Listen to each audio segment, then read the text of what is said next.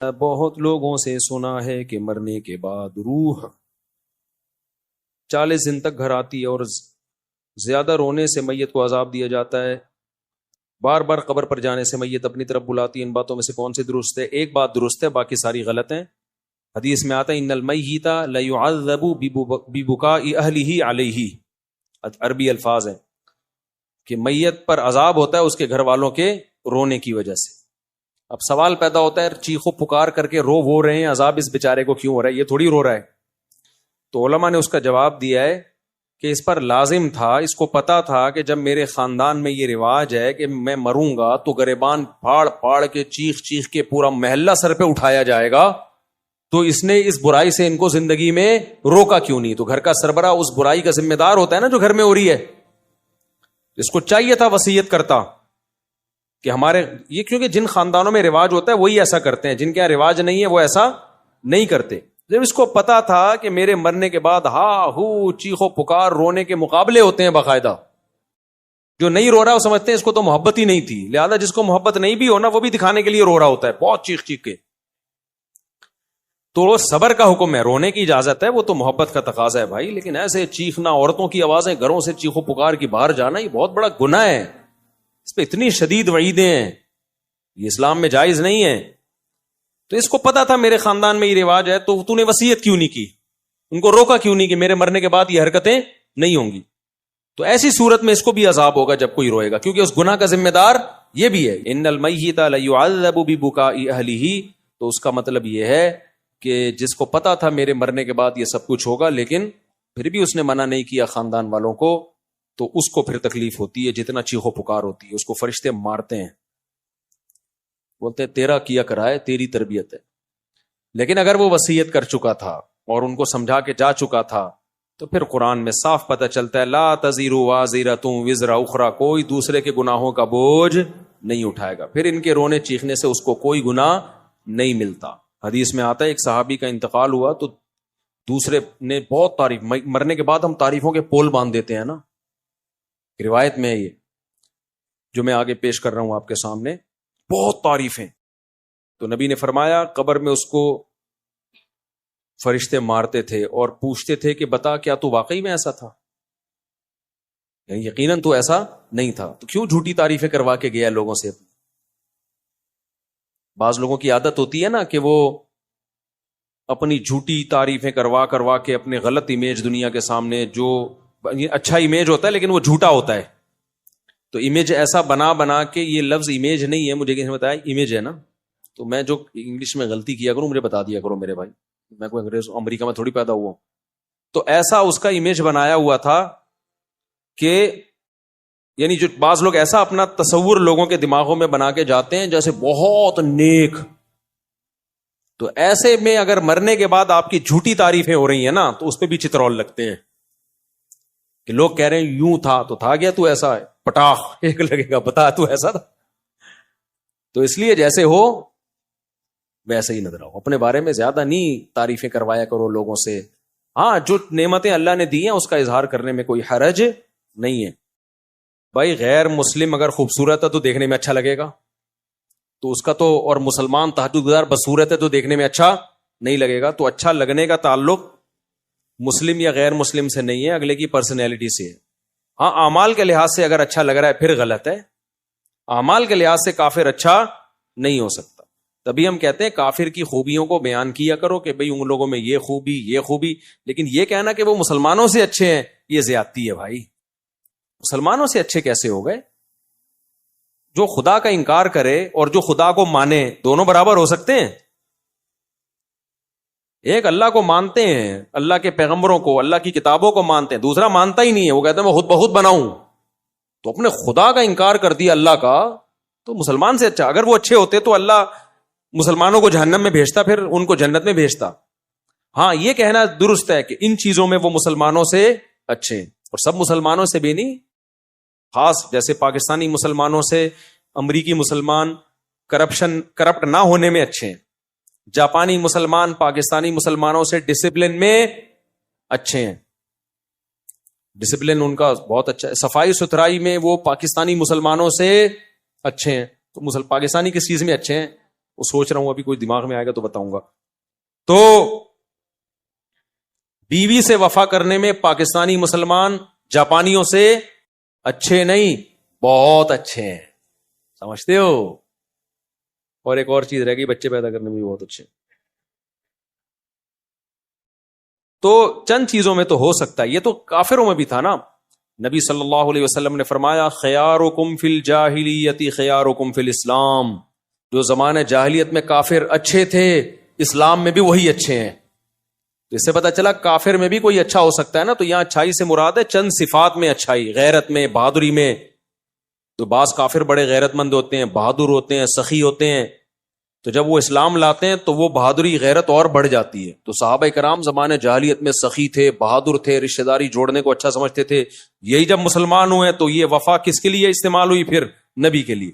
اور جو منافق تھے مدینہ میں، وہ کمبخت اسلام لانے سے پہلے بھی 2 نمبر، اسلام بھی لانے کے بعد بھی 2 نمبر. وہ جدھر دیکھتے تھے نا پلڑا بھاری ہے ادھر کو پلڑ جاتے تھے.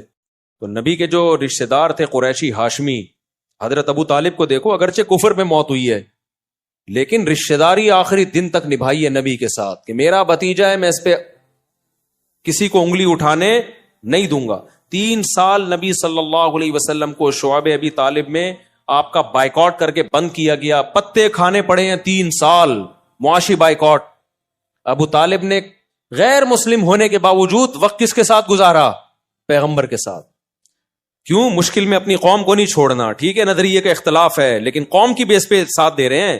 تو کسی بھی بیس پہ جب کوئی ساتھ دیتا ہے تو اس کے لیے غیرت کا ہونا ضروری. بے غیرت کیا کرتا ہے؟ جہاں کوئی مصیبت آئی ایک دم. ہمارے ایک دوست تھے، ان کہتے ہیں میرا ایک بڑا جگری دوست تھا نا، ہر وقت ساتھ. کہنے ایک دن 2-3 لڑکوں نے مجھے گھیر لیا پیٹنے کے لیے نا، کوئی پھڈا تھا. کہہ رہے میں نے کہا کوئی بات نہیں، ہم بھی 2 ہیں نا، نمٹ لیں گے، دیکھیں گے. کہہ رہے میں مار کھائے جا رہا ہوں، کوئی ریپلائی کہیں سے ہو ہی نہیں رہا. کہہ رہے میں نے اپنا وہ لنگوٹی یار دیکھا تو وہ 3 کلومیٹر پہ نا بھاگا جا رہا ہے.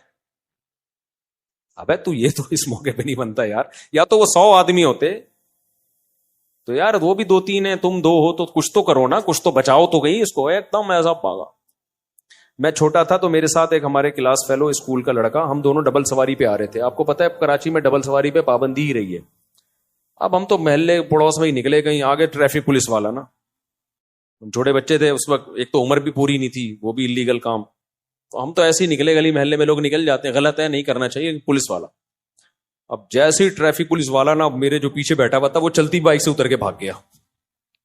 مجھے آج تک وہ بھاگا ہے، اتنی اسپیڈ سے بھاگا ہے میں اکیلا. تو وہ ٹریفک پولیس والے نے اس کو دیکھ کے اس کو اتنی ہنسی آئی ہے کہ یار یہ کتنا ڈر گیا، بھاگا جا رہا ہے. تو مجھے بھی چھوڑ دیا، بولا جا یار واپس. تو دن آج تک میں بھولا نہیں ہوں کہ یار تھوڑی سی اسپیڈ تو بھائی پکڑے گا کیا، کہ جیل میں تھوڑی ڈال دے گا، تھوڑا سا تم بھی کرے گا، کچھ جرمانہ لگا دے گا، کچھ بھی کرے گا. اتنے بچے پہ تو کیا جرمانہ بھی نہیں لگتا. لیکن مجھے اس کی اسپیڈ دیکھ کے نا جو میرے ساتھ بیٹھا ہوا تھا، میں نے کہا یہ ہے بہادر. بھائی اتنی بھی جلدی نہیں بھاگو، آگے پولیس والا تھوڑا سا آگے آ رہا ہے. میں نے کہا ابھی میں روکوں گا تو وہ اترے گا، پھر دیکھو ہے ہی نہیں بھاگا ہوا جا رہا ہے. تو کافروں میں بھی کچھ غیرت مند ہوتے ہیں، کچھ اچھی صفات ہوتی ہیں، تو وہ صفات بیان کرنے میں حرج نہیں ہے. لیکن جب مقابلہ ہوگا تو بھائی مسلمان کافر سے بہرحال بہتر ہے. اور جو اچھی صفات آپ کو کافروں کی لگ رہی ہوتی ہے نا، ان کی بھی جب ڈیپ میں جاؤ گے تو اس کی بھی گہرائی میں جاؤ گے تو بعض جگہوں پر وہاں بھی مسلمان کا پلڑا بھاری ہوگا. لیکن اس کے لیے الگ قسم کا چشمہ چاہیے، وہ نظر سے دیکھا جائے گا. جو اپنے ماں باپ کے نہیں رہے وہ کیا رہ گئے، ان میں کیا انسانیت ہے. جن کے اباؤں اور اماؤں کا مستقبل اولڈ ہاؤس ہو تو رہ کیا گیا. السلام علیکم. بعد اور میں غلام حیدر ول عبد الواحد، پورا شجرہ نسب لکھا ہوا ہے میرے بھائی. میری درخواست ہے کہ میرا نکاح ہو گیا ہے، نام سے پتہ چل رہا ہے کہ آپ کا نکاح ہو گیا ہے. میرا سسر شادی کرنے کی اجازت نہیں دیتا، وہ کہہ رہا ہے کہ مجھے اپنی بیٹی کی طلاق چاہیے، کسی بھی صورت میں بیٹی کی شادی نہیں کروں گا. آپ اس بارے میں اسلامی طریقے سے کسی بھی صورت میں شادی نہیں کروں گا. اب اس بارے میں اسلامی طریقے سے مشورہ دیں کہ ہمیں کیا کرنا چاہیے. دوسری شادی پر میرے بیانات موجود ہیں، اس کے کیا فضائل ہیں، اس میں کیا مشکلات ہیں، کس کے لیے جائز ہے کس کے لیے ناجائز ہے. میں عمومی بیان کرتا ہوں، کبھی کسی فرد واحد کو میں ترغیب نہیں دیتا کہ تو کر لے. مجھے نہیں پتا کہ اس میں تپڑ ہے یا نہیں ہے. کبھی کسی فرد واحد کو میں ترغیب نہیں دیتا. میں کبھی ان کو نہیں پکڑ کے کہوں گا یار تم نے کیوں نہیں کی, اتنے عرصے سے بیان سن رہے ہو, تم کر لو. یہ میں کبھی بھی نہیں کرتا. حتیٰ کہ میرے دوست احباب میں 40 سال کے لوگ بھی ہیں جو ابھی تک کما رہے ہیں, ان کو بھی میں نے کبھی نہیں کہا تم نے شادی کیوں نہیں کی ہے. وجہ اس کی ہے کہ کسی کے پرسنل معاملات میں ٹانگ اڑانا یہ بہت غلط عادت ہے. میں اگر کسی کو اسپیسیفک کسی فرد کو ترغیب دوں تم دوسری شادی کرو, مجھے نہیں پتا اس کا بیہیویئر پہلی بیوی کے ساتھ کیسا ہے, اس کے حقوق ادا کر بھی رہا ہے کہ نہیں کر رہا. ہو سکتا ہے وہ اس کو لٹکا کے رکھا ہوا ہو اور ہم اس کی 4 شادیاں کراتے پھر رہے ہوں, تو یہ تو ظلم ہو جائے گا نا. اور یہ بھی ممکن ہے حقوق ادا کر رہا ہو, تو یہ تمہاری ٹینشن ہے کہ تم حقوق ادا کر رہے ہو یا ادا نہیں کر رہے. ہم اسلام کا حکم بیان کریں گے جنرلی. افراد کو پکڑ پکڑ کے یوں سمجھانا کہ تو کر تو نہیں کر, یہ نہیں ہوتا. منع تو کیا ہے بہت سے لوگوں کو میں نے کہ تم نہیں کرو, کیونکہ جب مجھے ان کے حالات پتا چلے, انہوں نے آگے مشورہ لیا نا, میں نے کہا تیرے بس کا نہیں ہے بھائی, تیری باتوں سے لگ رہا ہے تیری ٹانگیں ابھی کانپ رہی ہیں, تو نہیں, تیرے بس میں نہیں ہے. تو لیکن کسی فرد کو میں پکڑ کے ترغیب دوں کہ تم کرو, تم نے کیوں نہیں کی, تم, ہاں مذاق میں دوستوں کی محفل میں ایک الگ بات ہوتی ہے, لیکن میں ویسے نارملی کبھی کسی کو ترغیب نہیں دیتا. اب آپ کہہ سکتے ہو چلو دوسری کی آپ کسی فرد کو ترغیب نہیں دے رہے, نہیں دینے کی وجہ سمجھ میں آئی. مجھے کیا پتا یہ پہلی کے ساتھ سنجیدہ ہے بھی یا نہیں ہے. ہو سکتا ہے اس کے پاس ظلم کر رہا ہو, وہ گزارا کر رہی ہو اس کے ساتھ مجبوری میں. اب تو مجبوری میں وہ گزارا کر رہی ہے, تم اس کے اوپر ایک اور بھی لے آؤ, ٹھیک ہے نا, اس کو بھی لٹکا کے چھوڑ دو, یہ تو بیڑا غرق ہو جائے گا. مجھے کیا پتا تم برابری کر سکتے ہو یا نہیں کر سکتے. پھر تم کر کہاں رہے ہو. بعض دفعہ آدمی شادی کر رہا ہوتا ہے, بھائی تم اتنی پیسے ہیں نہیں, تم شادی ڈیفینس میں کر رہے ہو, مالدار لڑکی سے کر رہے ہو, تو نہ تو اس کے قابل رہو گے نہ پہلی کے قابل. اس کا تو جیب خرچی 4-4 لاکھ روپے ہوتی ہے, پاکٹ منی. جو مالدار لڑکی ہے نا, پاکٹ منی ایسے چل رہا ہوتا ہے, 4 لاکھ پاکٹ منی.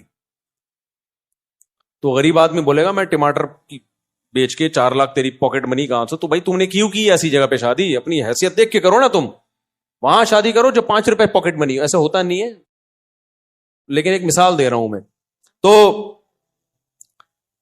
تو میں نہیں جانتا کہ بھائی یہ اس قابل ہے یا نہیں ہے کسی شخص. میں فرد واحد کو, متعین فرد کو کبھی ترغیب نہیں دیتا. تو کرے گا خود, جب مسائل کھڑے ہوں گے تو بلی کس پہ ڈال دے گا. مفتی صاحب نے مجھے مشورہ دیا تھا, مفتی صاحب نے بولا تھا. تو بھائی ہم نہیں جانتے آپ کو, ہم تو ایک جنرلی حکم بیان کریں گے کہ جس میں 2 بیویوں میں عدل کی طاقت ہے, دونوں کے حقوق ادا کر سکتا ہے کہ نہیں کر سکتا, یہ خود فیصلہ کرو. اس کو چاہیے کہ کر گزرے اور کر کے بتا دے کہ ہو گئی. باقی کس میں طاقت ہے کس میں نہیں ہے, یہ آپ نے فیصلہ کرنا ہے, یہ میں نے فیصلہ نہیں کرنا. آپ کہہ سکتے ہو چلو 2 شادیوں والے کو آپ مشورہ نہیں دیتے, تو کمارے کو آپ تو دے سکتے ہو نا, جو آپ کے 40 45 سال کے دوست کمارے ہیں, ان کو کیوں نہیں دے رہے. بھائی یہ بھی کسی کی نجی زندگی ہے, مجھے نہیں پتا اس کی کیا مجبوریاں ہیں. بعض دفعہ صحت کے ایشوز ہوتے ہیں, وہ نہیں شرما کے بتا رہا ہوتا. ہم کیوں کسی کا راز دنیا کے سامنے فاش کریں. وہ مجھے تھوڑی بتائے گا میرے اندر طاقت نہیں ہے. بعض دفعہ طاقت ہوتی ہے, مرد ہوتا ہے پورا انسان, لیکن اور کوئی مسائل ہوتے ہیں اس کے. تو وہ تو جب کسی کی ڈیپ میں جاؤ تو پتا چلتا ہے نا کس کے ساتھ کیا مسائل چل رہے ہیں. تو بھائی شریعت نے ہمیں حکم دیا ہے کسی کے پرسنل معاملات میں گھسنے کی آپ کو اجازت نہیں ہے کہ یہ کیوں نہیں کر رہا ابھی تک, میرے بیان میں 10 سال سے بیٹھ رہا ہے, اس نے ابھی تک دوسری شادی کیوں نہیں کی, اس نے پہلی کیوں نہیں کی. بھائی جان بیان میں بیٹھ رہے ہیں, نظریہ درست ہو رہا ہے, عمل کرنا نہ کرنا یہ اس کا ہیڈ ایک ہے, یہ ہمارا ہیڈ ایک نہیں. اور نام بدگمان ہوتے ہیں. میرے جو دوست 45 سال کے ابھی تک شادی نہیں کی, میں بدگمان بھی نہیں ہوتا. ان کا ذاتی معاملہ ہے, یہ خود بہتر سمجھتے ہیں. تو اس لیے میں آپ کو بھی ترغیب نہیں دوں گا جنہوں نے پرچی دی ہے نا. یہ مجھے نہیں پتا آپ کا اپنی پہلی وائف کے ساتھ سلوک کیسا ہے, آپ دوسری کر سکتے ہو نہیں کر سکتے. اب لوگ آتے ہیں میرے سسر کو سمجھا دیں کہ مجھے دوسری کی اجازت دے دیں. سسر کبھی اجازت نہیں دیتا, اور سسر سے اجازت لے کے کرنے بھی نہیں چاہیے, کیونکہ باپ بیٹی کا رشتہ, بہن بھائی کا رشتہ شریعت نے ایسے بنایا ہے کہ اسلام یہ رشتوں کو توڑنا نہیں چاہتا. باپ اگر اجازت دے گا نا لڑکی کا, تو بیٹی کے دل میں کیا آئے گا, مجھ پہ سوکن آئی ہے کس کی وجہ سے, میرے باپ کی وجہ سے. تو اس کا ریلیشن کس سے خراب ہوگا, بولو, باپ سے. تو اسلام یہ پسند نہیں کرتا. تبھی نبی نے 2 بہنوں سے نکاح کرنے کی اجازت نہیں دی. فرمایا 2 بہنوں سے نکاح کرو گے تو رشتے توڑ دو گے, کیونکہ بہن کی محبت سوکن کی نفرت میں تبدیل ہو جائے گی. سمجھتے ہو گے نہیں سمجھتے؟ تو اسی طرح یہ کہ میرا جو ہے نا سالہ مجھے اجازت دے کہ میں دوسری شادی کروں گا, تو سالہ کبھی اجازت نہیں دے گا. ایک تو اس لیے کہ وہ ہے سالہ، دوسرا اس لیے بھی نہیں اجازت دے گا کہ شریعت نے اس کو مکلف ہی نہیں بنایا اس کا، کیونکہ تم کرو گے تو بہن کا بھائی سے رشتہ کیا ہوگا؟ خراب. بہن بولے کہ میرا گھر تباہ کرنے والا میرا بھائی ہے. تو اس لیے بھائی یہ سسرال سے پوچھنے کا کام ہے ہی نہیں. تپڑ ہے تو پاس کر ورنہ برداشت کر، یہ کام. اور کرو جب حقوق ادا کرو. کون کرے گا کون حقوق ادا نہیں، یہ مجھے نہیں پتا بھائی. اس لیے ہم جنرلی ایک شریعت کا حکم بیان کرتے ہیں. قرآن نے بھی ایک حکم بیان کیا کہ جو 2 بیویوں میں برابری کرے وہ 2 3 4 شادیاں کرے. اللہ نے یہ الگ الگ نام لے کے نہیں بتایا کہ انڈا موڑ پہ فلاں صاحب بھی کریں اور پٹیل پاڑا پہ فلاں صاحب بھی کریں اور ڈیفنس میں فلاں صاحب اور 14ویں صدی میں فلاں فلاں لوگ کریں، اس اسٹیٹس کے لوگ کریں، اس اسٹیٹس کے لوگ نہ کریں. یہ کہیں نہیں ہے. جنرلی حکم دے دیا بھائی جو ان قواعد پہ پورا اترتا ہے، ترغیب دے دی کرے، کیونکہ بیوہ طلاق یافتہ عورتیں سوسائٹی میں بہت زیادہ ہیں. اس لیے مجھے کبھی بھی یہ میرے پاس کیونکہ بہت آتے ہیں لوگ، میرے ابا کو سمجھائیں، میرے ماموں کو سمجھائیں، میرے چاچے کو سمجھائیں. میں نے کہا بھائی میں اپنے والوں کو نہیں سمجھا سکا تھا، تمہارے والوں کو کہاں سمجھاؤں؟ اپنے والوں کو کون بولوں؟ ان کو نہیں سمجھا پاتے، ہم تمہارے والوں کو بھی ذمہ داری ہم لیں. اور پھر جب پٹو گے تو ہم پہ بلی آئے گی. شادی تم کر رہے ہوگے، بلی کس پہ آئے گی؟ مفتی صاحب نے بولا تھا، مفتی صاحب نے بولا تھا. تو کافی ہو گیا میرا خیال ہے. اور یہاں سے کسی نے کوئی سوال پوچھنا ہو؟ السلام علیکم مفتی صاحب. وعلیکم السلام. میری وائف اوپر ہے، میں آپ سے 2 منٹ بات کرنا چاہتا ہوں اکیلے میں. ابھی کر لیں. میری وائف اوپر، وہ آپ سے ملنا چاہتی ہے. ہم دونوں 2 منٹ لگیں گے سر، 2 منٹ بہت دن ہو گئے. چلو پھر بیان کے بعد مل لیں. بھائی کو دے دو جلدی سے، بس نمٹاتے ہیں اس کو. ٹائم کم، مقابلہ سخت. صاحب آپ کے کچھ پہلے کے بیانات ہیں کہ جی. آپ نے کہا تھا کہ وہ جب کربلا کا واقعہ ہوا تھا تو پانی بند نہیں ہوا تھا، تو اس پہ بہت سارے کلپ اور حدیثوں کے ریفرنس کیا تھا کہ پانی بند ہوا تھا. اور پھر آپ کے کچھ بیانات وہ تھے کہ جب وہ حضور کی جو گھر والے ہیں اس میں آپ نے کہا تھا گھر والوں میں اہل بیت میں بیویاں آتی ہیں سب سے پہلے، تو حضرت عائشہ اور باقی بیویاں. تو اس میں انہوں نے کہا تھا ایک روایت پیش کی تھی کہ وہ جب حضور نے چادر تھی تو اس میں حضرت سلمہ مباہلے کے لیے نبی صلی اللہ علیہ وسلم گئے تھے تو چادر میں 5. تو اس سے نا آپ کو یہ کہتے ہیں بعض لوگ، وہ بعض ہیں کہ آپ یہ لوگ جو ہے نا اقراری یعنی انکاری نہیں ہے لیکن اقراری بھی نہیں ہے اہل بیت کے، یعنی اقرار بھی نہیں کرتے صحیح طریقے سے. ہم نے ہرگز انکار نہیں کیا کہ نبی نے مباہلے کے وقت جن افراد کو، جن مقدس ہستیوں کو اپنی چادر میں لیا تھا وہ اہل بیت نہیں ہے. یہ بالکل جھوٹ ہے. ہم ان کو بھی اہل بیت مانتے ہیں اور نبی کی بیویوں کو بھی اہل بیت مانتے ہیں، کیونکہ سورہ حجاب میں اللہ نے نبی کی بیویوں کو اہل بیت کا لقب دیا ہے. اس سے بڑی دلیل کیا ہوگی؟ باقی کربلا کے واقعات کو میں اس لیے بیان نہیں کر رہا، وہ اس وقت جو شیعہ سنی کا پھڈا پارا چرار میں بھی آپ نے دیکھا ہے، ایک جنگ چھڑ گئی ہے. تو اس وقت شیعہ سنی لڑائی ختم کرنے کی ضرورت ہے. تو ان ٹاپکس پہ جتنا کم بولو گے اتنی لڑائی کم ہوگی. اور جتنے اختلافی مسائل کو ابھی ہمارا ملک اس کا متحمل نہیں ہے، تو ابھی یہ نہیں ہے کہ آپس میں لڑنا شروع کر دیں. اور یہ تو ملک کا تو یہ تو بیرونی طاقتیں ہیں جو شیعہ سنی فساد ابھی کروانا شروع کریں گی. تو اس لیے اس جنگ کو ختم کرنی ہے. تو ختم ایسا ہی ہوتی ہے کہ ان ٹاپک پہ، تو اس لیے جو پرانے ہیں نا ان کو پرانا ہی رہنے دیں، ٹھیک ہے. تو باقی کوئی اگر پھر بھی پوچھنا ہے تو تحریری لکھ کے بھیج دیں، تو ہم یہاں سے تحریری جواب بھیج دیں گے. لیکن انٹرنیٹ پہ کوئی بھی چیز جائے گی تو اس میں بڑا خطرہ ہوتا ہے کہ ایک فساد کھڑا ہو جائے گا. عالم کا کام یہ نہیں ہوتا کہ جو آتا ہے بس بولنا شروع کر دے. اس کو دیکھا جائے گا کہ اس کا اثر سوسائٹی پہ کیا پڑے گا، اور ان موضوعات کی ابھی میں ضرورت بھی ہے یا نہیں ہے. اہل بیت سے محبت تو سب کے ایمان کا جزو ہے، اور اہل بیت کے تو ہم زیادہ قائل ہیں بھائی. ہم تو اہل بیت سے محبت کو اپنے ایمان کا جز سمجھتے ہیں. السلام علیکم. وعلیکم السلام. صاحب جب ہم قربانی کرتے ہیں اس کے اندر حقیقہ کر سکتے ہیں؟ مائک کو قریب کرو یار. قربانی جب ہم کرتے ہیں تو اس کے اندر حقیقہ شامل ہاں عقیقہ بھی کر سکتے ہیں، ایک ہی حصے میں نہیں.